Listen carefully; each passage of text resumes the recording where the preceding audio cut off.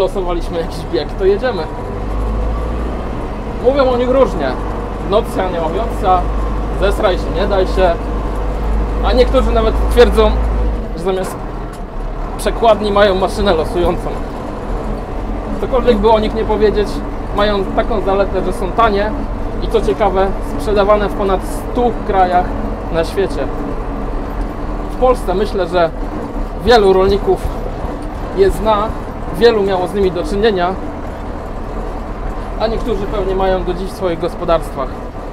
To legenda Białoruskiej Socjalistycznej Republiki Radzieckiej, czyli Belarus.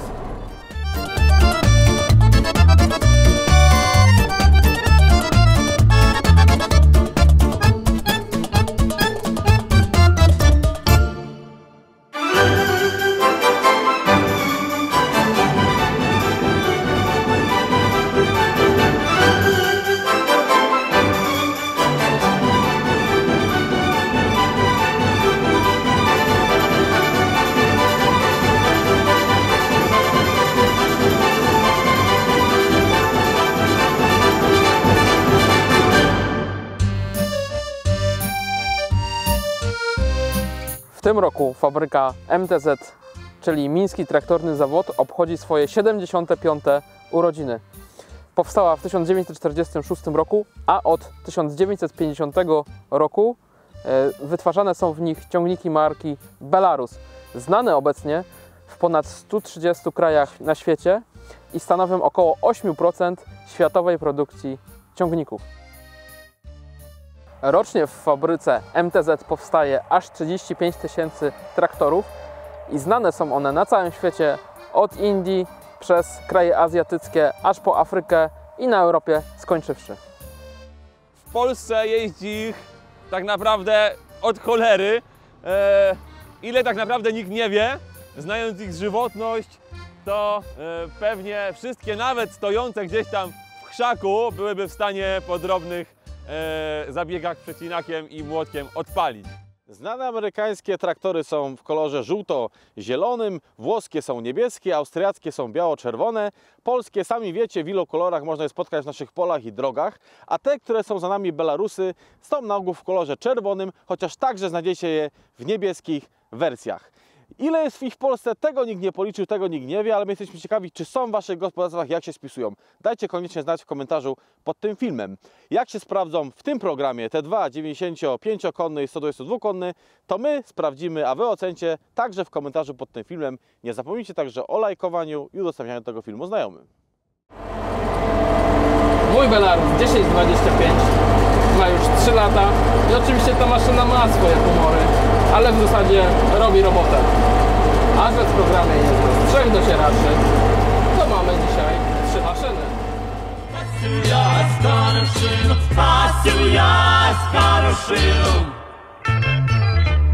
Poglądał na dziewczynę, la la la la la la la la la la la.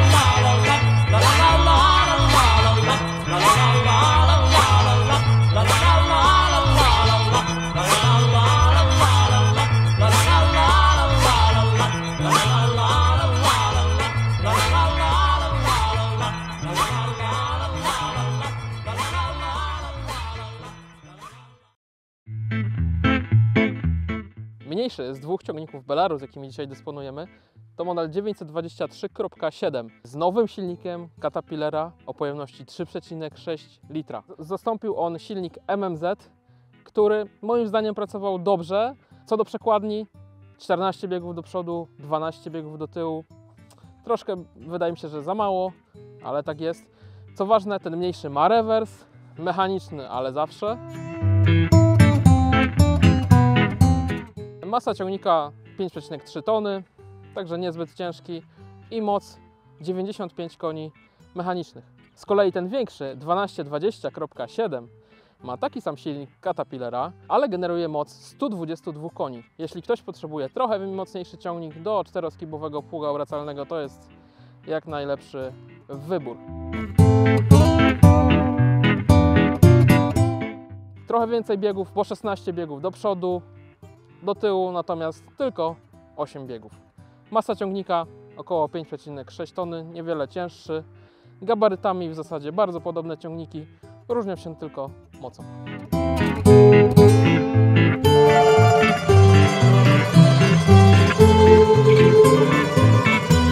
Dobra, spożnia, bolec, rolnik mówi bolec.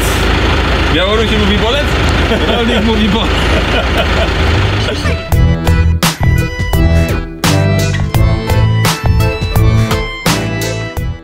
Producent Belarusa deklaruje, że nie znajdziemy w jego ciągnikach zbędnej elektroniki. No i tutaj z tym oczywiście każdy rolnik znający Belarusa się zgodzi.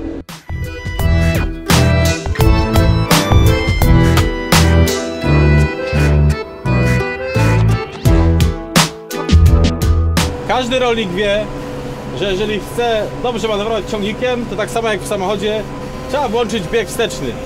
Ja również się zgadzam, siedząc w najnowszej generacji ciągnika Belarus 923.7, już z AdBlue, normy emisji spalin spełnione. I co? Najważniejsze, ciągniku z rewersem, słuchajcie, mechanicznym.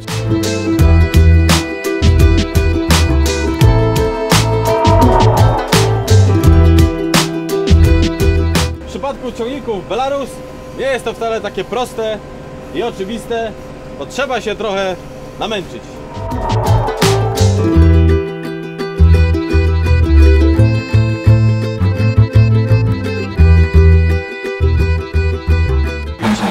O, tak właśnie potrafi zgrzytać skrzynia.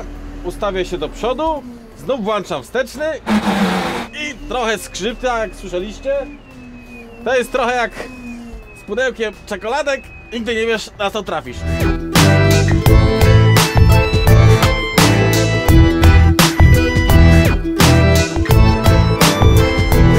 I mamy tutaj rewers, którego w każdej chwili mogę użyć i zmienić kierunek jazdy. Tego nie było, to jest przełom. Z tym, że nadal ten ciągnik zostaje no bardzo prosty konstrukcyjnie. Mamy tutaj aż 4 dźwignie związane z przełożeniami. Zając, żółw, zmiana przód-tył. Tutaj pierwszy zakres, drugi oraz 4 biegi tej ostatniej dźwigni. 4. bieg nie działa do tyłu, czyli rewers nie obsługuje tego biegu. Możemy się rozpędzić nawet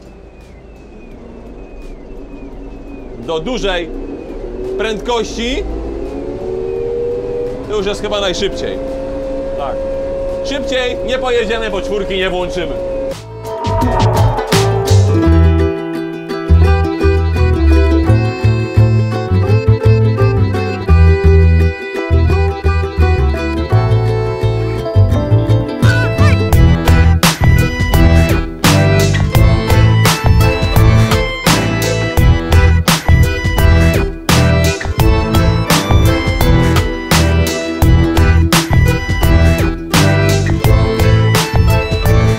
Pięknie chodzi, tylko trzeba mieć, wiesz, to i biegi się zmieniają.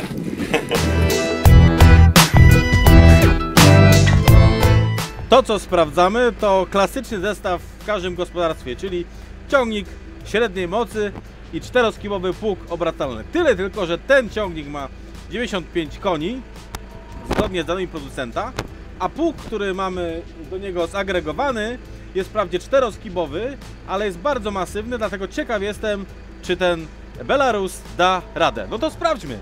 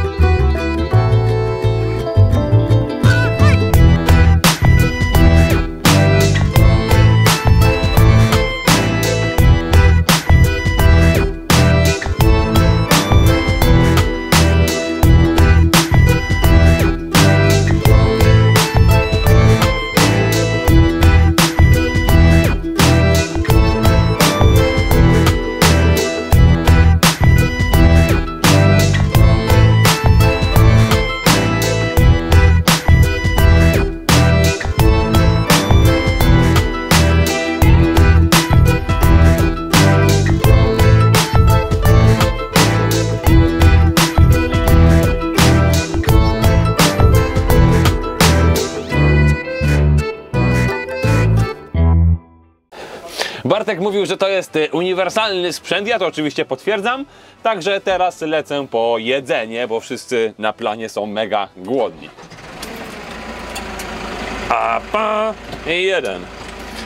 Akurat nadarzyła się przyczepa z kukurydzą, to będzie na co wrzucić jedzenie.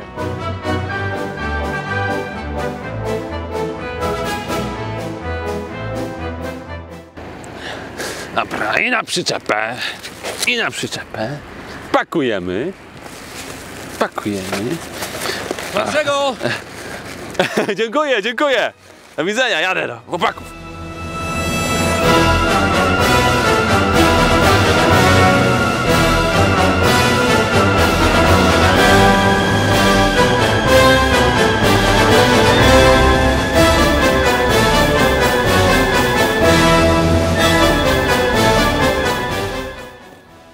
Nie zamykasz ciągnika? Nie, i tak go nikt nie ukradnie. Rano się przekonasz, czemu. Tak? No dobra, no jak nie, to nie. Nikt nie ukradnie, mówisz?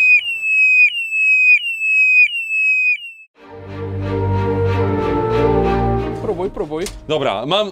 czekaj, na neutral wszystko mówisz, Wszystkie tak? 4 dźwignie. Tu jest żółw, tu jest zając, tu jest środek. Tu jest ten. Patrz, Bartek już odpalił. Bartek zaraz odjedzie, a ja nie mogę odpalić! No odpalaj, czytaj komunikaty. Znaczy, no mam teraz na luzie tutaj. Ale musisz przeciągnąć. Kurde! I Czy trzymać. No nie! Bartek ci już odjechał. Coś może jeszcze nie jest, co? Jeszcze komunikat jeden jest tam na pewno. No i nie wiem, co tu jest napisane, nie w moim języku. Jest! Jest, trzeba mocno przyciągnąć tą dźwignię. Tamten pojechał beze mnie. Bartek!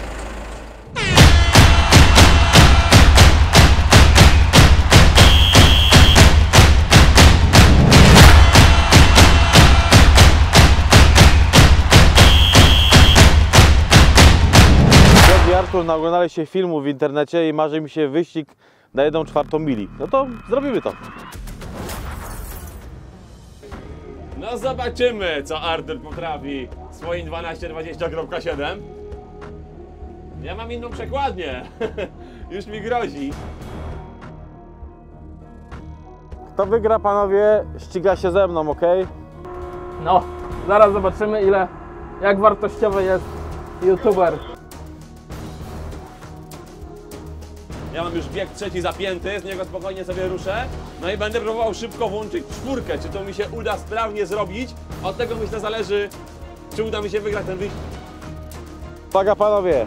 3, 2, 1, start!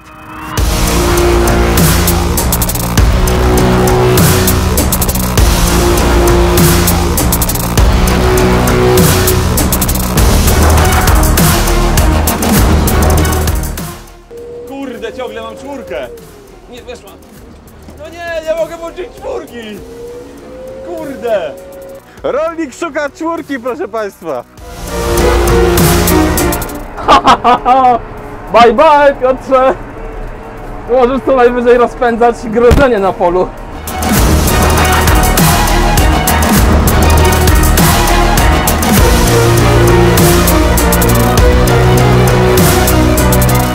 Wąchaj moje błoto! Yeah!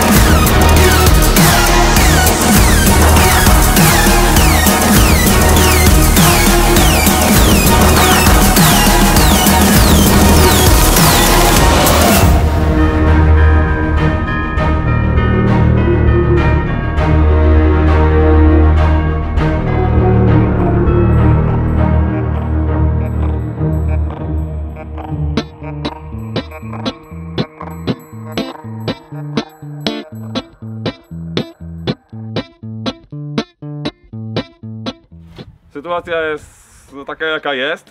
Ukruszyła się po prostu linka. Linka uruchamiająca, przełączająca kierunek jazdy do przodu, do tyłu. Element stały. i w którym zaciśnięta jest linka, po prostu no ta linka przy końcu się ukruszyła i teraz rozwiercamy ten element, żeby skrócić delikatnie linkę i ponownie zacisnąć, czyli ratujemy tę linkę, żeby dalej móc docierać tę maszynę. Na szczęście, prosta konstrukcja Belarusa pozwala szybko i tanio naprawić większość usterek. Z zerwaną linką rewersu uporaliśmy się w zaledwie 3 godziny, korzystając z młotka, przecinaka, zestawu kluczy, szlifierki kątowej i spawarki. Potrzebne do tego elementy są w warsztacie każdego rolnika, więc koszt jest znikomy.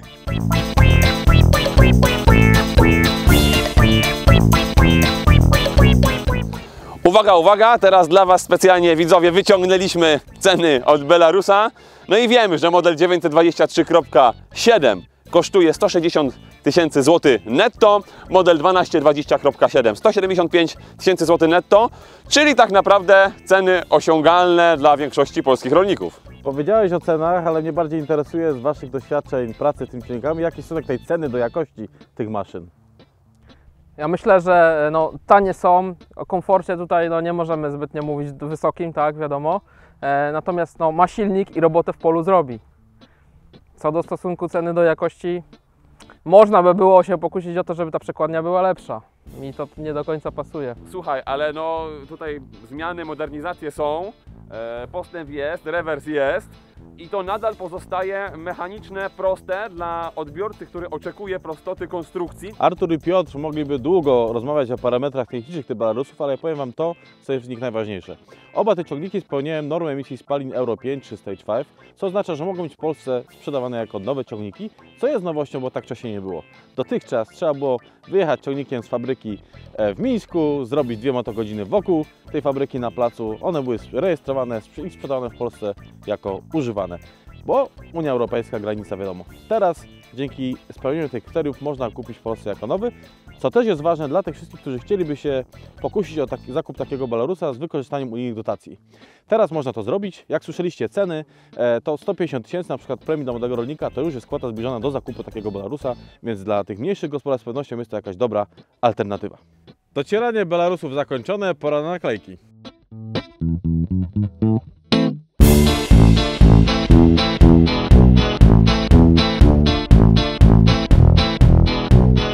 Trochę się namęczyliśmy, ale było warto. Nie zapomnijcie o lajkowaniu, komentowaniu i udostępnianiu tego filmu. W komentarzach pod filmem opiszcie swoje historie z Waszymi Belarusami. Tak jest, koniecznie obserwujcie no i czekajcie na kolejne odcinki, które już niebawem. A my co, idziemy jeszcze pojeździć, nie? No pewnie, że tak. No to dalej, idziemy.